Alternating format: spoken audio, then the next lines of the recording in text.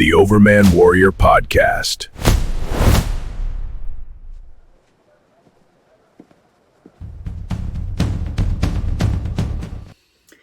Hi, Rich Hoffman here. A lot of news, middle of July 2026. Lindsey Graham, as of recording this, had just died. This looks like a heart attack.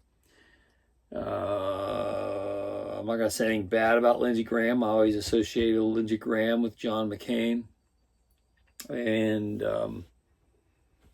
a tendency to be a rhino Republican. He might have been a Trump supporter to his own convenience, but I don't, I wasn't a big fan of Lindsey Graham. Him and John McCain were kind of peas in a pod back in the day, and they did a lot to damage the Republican brand. I don't disparage somebody when they pass away out of politeness. But as far as politics and where it goes from here, I think the vacancy leaves open opportunities. And talking about opportunities, if I had been Conor McGreggor, the big fight that he had, the comeback fight, I would not have, I felt sorry for him, to be honest, leading up to the fight. Again, the middle of July, same night that Lindsey Graham died, Conor McGregor had a fight back to the octagon, and I thought he should have just stayed retired. Don't try and go back out there and rekindle something. It takes a lot of effort to be a fighter. I think when you get wiser, you lose some of that edge to want to fight all the young dogs. And it takes a tremendous amount of energy to get up to go do a fight like that. And once you've acquired intellectual aptitude, you tend not to want to go out there and get all sweaty and bloody with fighting other fighters. And I could tell Conor McGregor was not exactly in fight mode.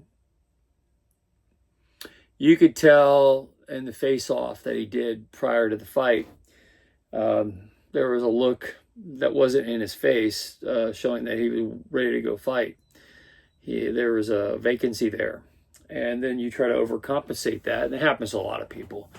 A lot of people who get overly theatrical, and they try to win battles on pure theatrics. That's kind of what I thought was going to happen in the fight. And within a few seconds of getting into the fight, he started doing all these goofy kicks, and I guess he hurt his knee. And it was a very predictable outcome to that fight. I felt the same way about Gina Carano and Ronda Rousey. Anybody from a distance could tell Ronda Rousey was going to win that fight. I mean, you could tell a month ahead of time. And again, it's like the Rocky III movie, Eye of the Tiger. Do you have the Eye of the Tiger? It doesn't matter if it's business, if it's an MMA fight, whatever the battle is. If you don't have the Eye of the Tiger, you're probably not going to win. And Conor McGregor didn't have the Eye of the Tiger. He had fallen into an entitlement mentality. And I see that a lot out there. You run into it. You run into people and you kind of look at them. You're like, really? Do you really want me to knock you in the mouth? Are you really ready for what you're asking for? And I had that feeling about Conor McGregor. Even watching him get off, get dropped off at the arena where they were going to have the fight. Hours ahead of time, you could see by the way he was walking that he was going to lose that fight. And he had a feeling of it too. And you could tell when he opened up,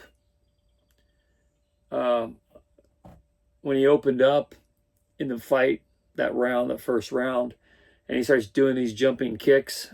People who start jumping around like crazy and start doing all these theatrical things, they're the ones who think they're going to lose. People who get overly theatrical in their combat situations are already one step into the losing category. And those who are witnessing it, and I can say my reaction to it is always, are you really that stupid? Do you really think nobody sees what's going on with you? And that was clearly the case with Conor McGregor. And I like Conor McGregor.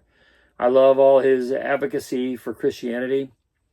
I like to see him get into politics in Ireland, but you don't want to go out there and get a loss like this. He should have never stepped back into the octagon. Should have just rode off into the sunset, because now you're old and beat up, and now you got a couple losses at the end of your career, and it really dips into your legacy of being a good fighter. Back when you did have the eye of the tiger, back when you were proving yourself, and there's a lot of hungry young people out there that want to knock you off your pedestal. And when you do the whole flailing your arms when you walk thing, you're just inviting people to want to come and knock you off your perch. And if you don't have that gusto, that hungry feeling to fight deeply, the eye of the tiger, you're probably going to lose. And now, and not to put Conor McGregor and Lindsey Graham in the same category, but what we're talking about is a losing mentality. And Lindsey Graham, later in his life, found out that he could hang around with winners to justify a whole career of being kind of a loser, hanging around John McCain. And, the coordinated Republican platform of appeasement to Democrats who are much more aggressive. The Rhino Republican position. And Lindsey Graham had that, and he found that he could hang around with Trump, who always had the eye of the tiger, and he could affiliate himself with a winner. And that works until it doesn't work anymore. And so at some point, life just runs out, and you're stuck with the bag of whatever it is you lived your life with, and that's what people are going to remember. And if I had been Conor McGregor, or around him, I would advise him not to have that fight, unless you're willing to be a killer and go out there and kill the opponent. But you can't win on theatrics, especially when the other fighter's not going to take the bait. And that was the case in this one with Conor McGregor. I mean, clearly the theatrics, Conor McGregor wanted to win off pure theatrics, carrying around his belts and doing his little flailing arm thing. And then you get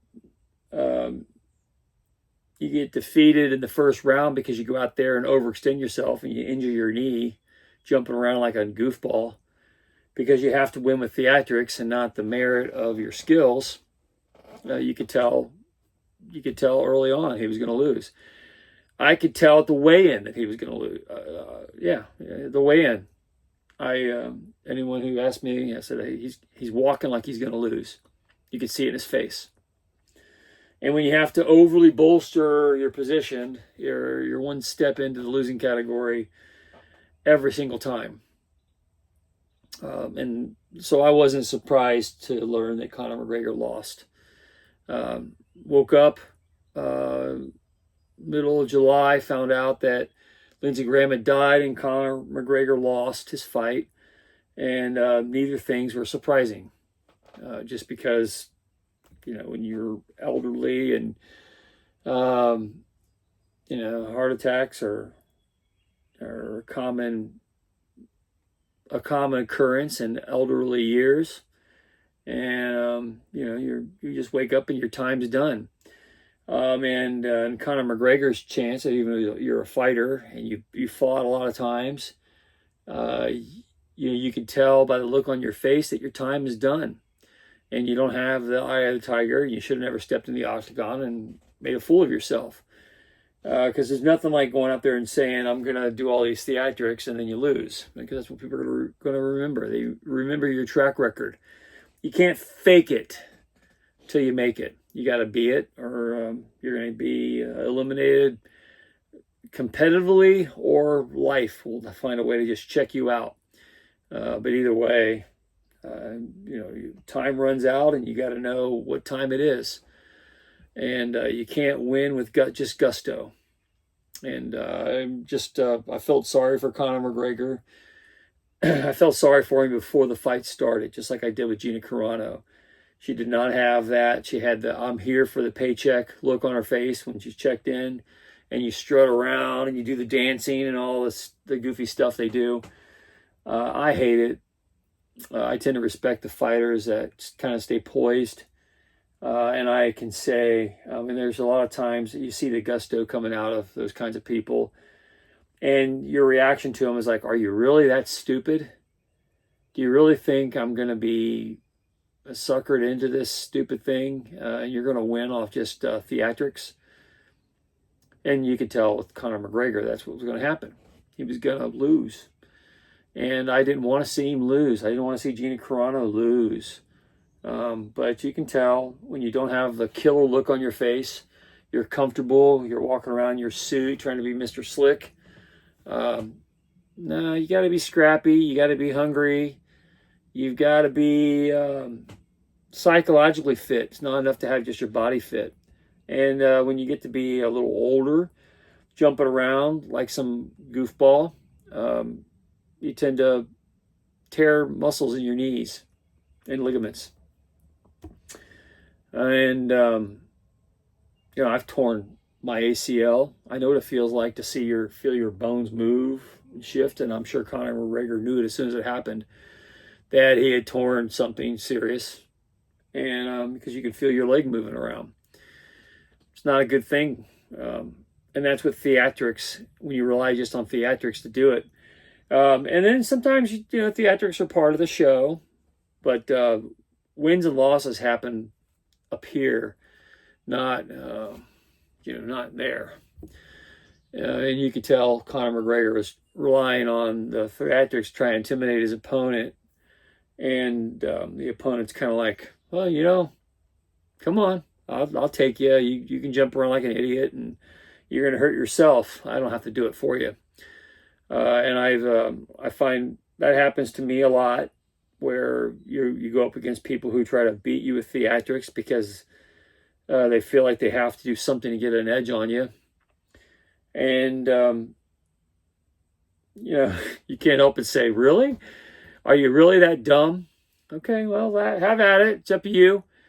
And I looked at Conor McGregor's pre-fight ceremonies, and I'm sure I wasn't the only one who saw it. Conor McGregor was going to lose without question. And no surprise that he did. And, it's a lesson in victory is you got to have the guts to win.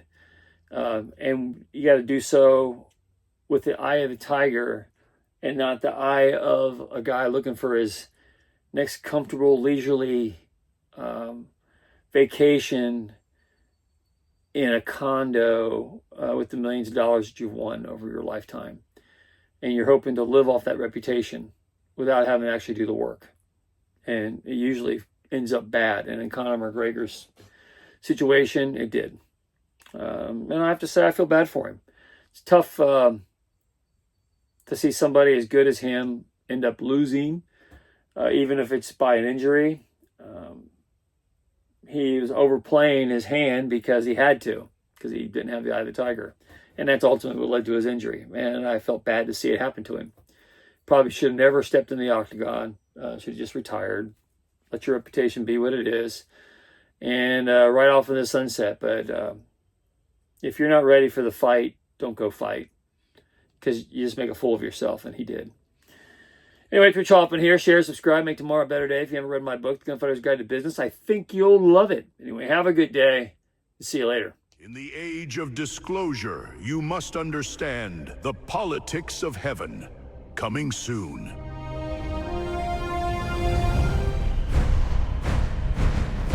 Coming soon.